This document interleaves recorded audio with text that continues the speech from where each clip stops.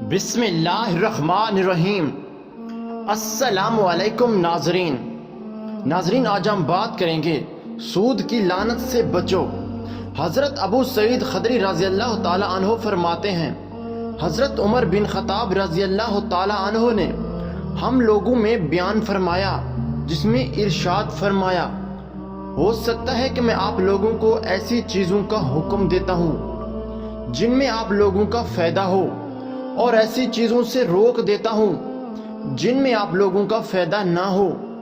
اور قرآن میں سب سے آخر میں سود کے حرام ہونے کی آیت نازل ہوئی، اور حضور صلی اللہ علیہ وآلہ وسلم نے ہمارے لیے ابھی سود کی اس آیت کی موٹی موٹی اور بنیادی باتیں تو بیان فرما گئے تھے، لیکن اس کی تفصیلی اور بریک بریک باتیں بیان نہ کر پائے تھے کہ آپ صلی اللہ علیہ وآلہ وسلم کی وفات ہو گئی، کیونکہ حضور صلی اللہ علیہ وآلہ وسلم اس سے زیادہ اہم کاموں میں مشغول تھے۔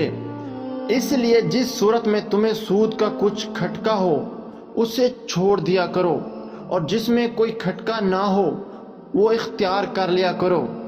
سود کہتے ہیں کہ کسی شخص کو دیے ہوئے قرض پر طے کر کے کسی بھی قسم کی زیادہ رقم کا مطالبہ کیا جائے۔ اللہ تعالیٰ نے سود کو حرام قرار دیا ہے، شراب نوشی بھی حرام ہے، خنزیر کھانا، زناکاری، بدکاری اور بہت سے گناہ اللہ تعالیٰ نے حرام قرار دیے ہیں، لیکن سود وہ واحد گناہ ہے جس کے کرنے والے کو اللہ تعالیٰ اور اس کے رسول صلی اللہ علیہ وآلہ وسلم کی طرف سے جنگ کا اعلان ہے۔ اتنی سخت وعید کیوں ہے؟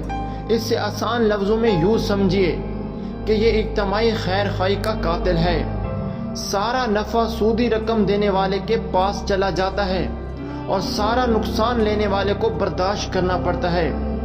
سودی معاملات کرنے والے کے دل میں کینہ پیدا ہوتا ہے اور اس کے دل سے الفت اور رحمت ختم ہو جاتی ہے، جس کی وجہ سے معاشرے سے اخوت مٹ جاتی ہے اور معاشرہ ٹوٹ کا شکار ہو جاتا ہے۔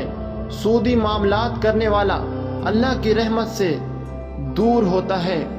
سودی معاملات کرنے والے کے دل میں برے خیالات جنم لیتے ہیں، پھر دل اس سے برے کام پر ابھارتا ہے۔ سودی معاملات کرنے والے کا انجام بہت برا اور عبرتناک ہوتا ہے۔ دین اسلام بھائی چارگی اور خیر خواہی کا مذہب ہے، اور سود کینہ، بغض اور تباہی کی طرف لے جاتا ہے۔ تب اسلام نے سودی معاملات کو حرام قرار دیا ہے۔ اس لیے ہمیں سود سے ہر حالت میں بچنا چاہیے، کیونکہ سود اللہ اور اس کے نبی کے درمیان جنگ ہے۔ ناظرین، اگر آپ کو یہ ویڈیو اچھی لگی ہے تو ویڈیو کو لائک ضرور کریں، اور ساتھ ہی ہمارے چینل کو سبسکرائب لازمی کر دیں۔ شکریہ۔